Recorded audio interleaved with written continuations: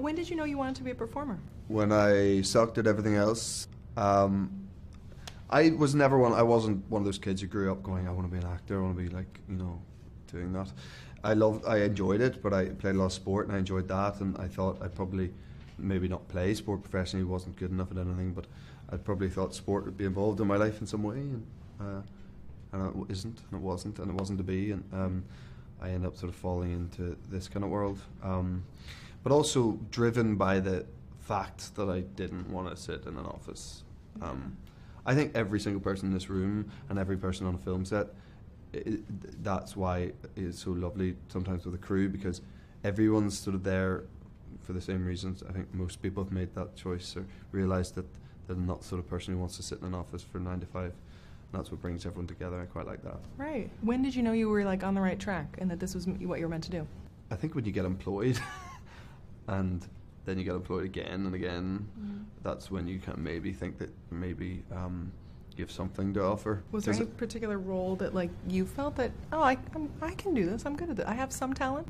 Well, I mean, people think this movie changed my life, but The Fall changed my life in terms of how people perceived me as an actor. Once a man has achieved contempt for himself, he achieves contempt for all man-made laws and moralities, and is truly free to do as he wills. And I guess for myself, it answered a lot of questions about what I felt I could offer, and so it's definitely, I mean, I'm going to say that job, definitely, Yeah, in terms of like the layering and... Yeah, and in terms of playing a character with, a darkness and a menace to him that anything I'd done before or anything I'd sort of certainly auditioned for, gone up for, wasn't in that realm at all. So to be given an opportunity to show that side of yourself was great, and then you end up discovering that you can fulfill that side of yourself as well, which is something I maybe didn't even know before. So yeah, it's all quite enlightening. What do you like most about how you got here, where you are now? How do you deem success in this industry? I'm not that sure, but there's been a sort of maybe an elevation in where my career's gone, and that happened in my 30s rather than my 20s. And now when I think about the person I was in my 20s and what an idiot I was, like every single person in their 20s, I wouldn't have coped with it if there'd been this level of attention and things that have happened in the last 4 or 5 years. I feel that I'm far more equipped to deal with them now in my 30s than I would be in my 20s. I'm glad that's the way it worked out. Yeah.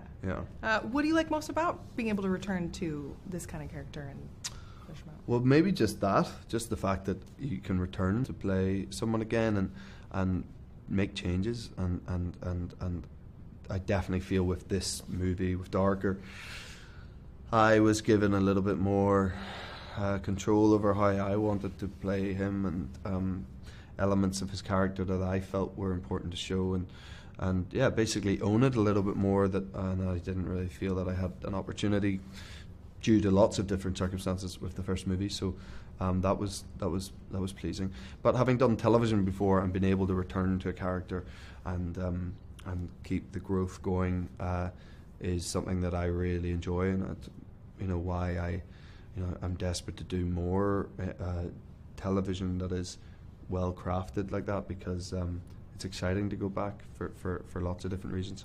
But then equally you get this if you do a trilogy of films or a series of films. Which elements of Christian were you excited to bring out in this film? I wanted to make him more human and to make him more relatable to guys as much as anything else, and to make him more attractive to women, because that's a big part of it, and I felt that maybe some of that wasn't achieved in the first movie, if I'm being really honest. I want to see him smile more and make him someone that is like an actual human being. Yeah, the vulnerability is really nice. It comes across. Yeah, but a lot of that was done for me on the page, I have to say, for the second 2 movies. Yeah. So, but that's definitely something I wanted to bring out of him as well.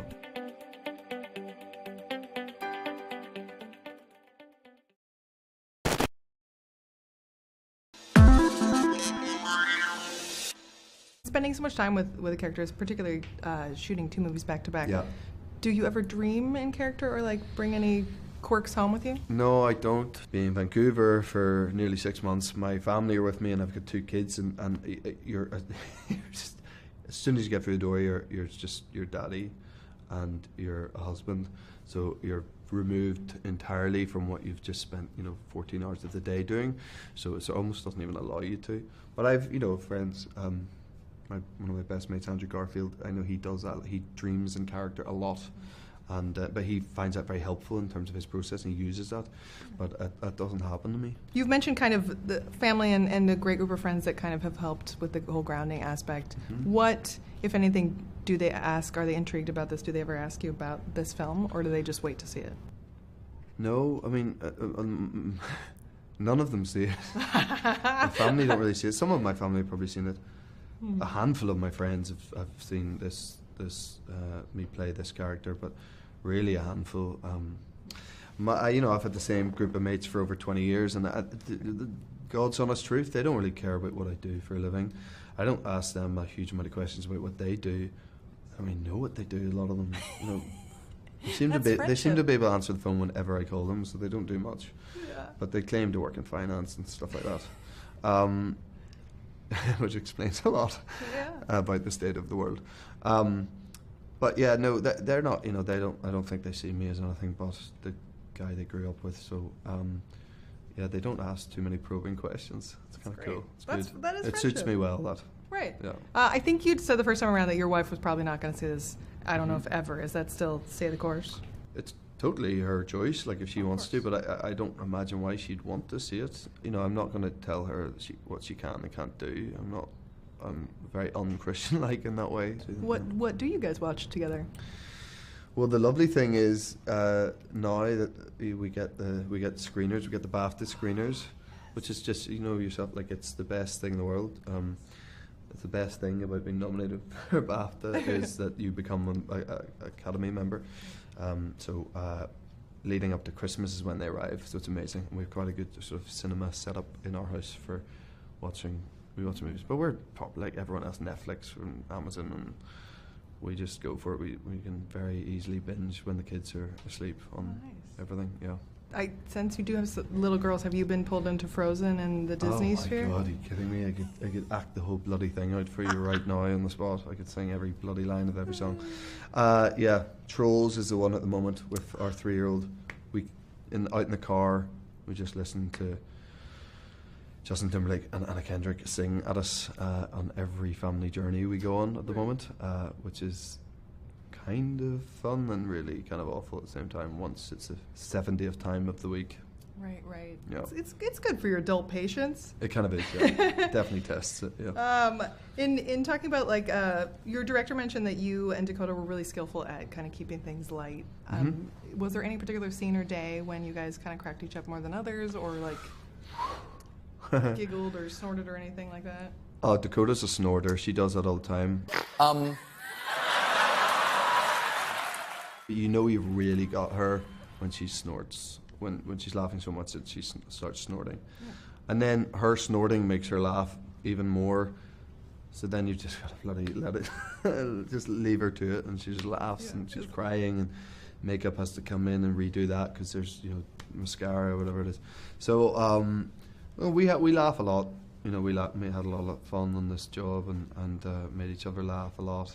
And, but that's what work should be like, I think, and especially the more intense the scene is, I think the more we should be laughing. How did you become kind of capable with the toys in the film? I mean, a lot of that stuff I had an advisor in the first movie who sort of taught me through some stuff. I also went and witnessed some stuff firsthand. I find it relatively helpful, but not massively so. And it's very varying in terms of how people approach that world and how it works for them. Some people have a lot more fun with it, and it's much jovial and joyous and fun, and then certain people it's a bit more serious and dark, and I think for Christian it was more of that, and that's not what I witnessed with the people that I went to see. Is there anything else you would like people to know about you as far as what you let the public know? I think the less they know about me, the better, I'd imagine. Yeah. Well, good. Cool. Thank you so much, sir. Thank you very much. Thank you.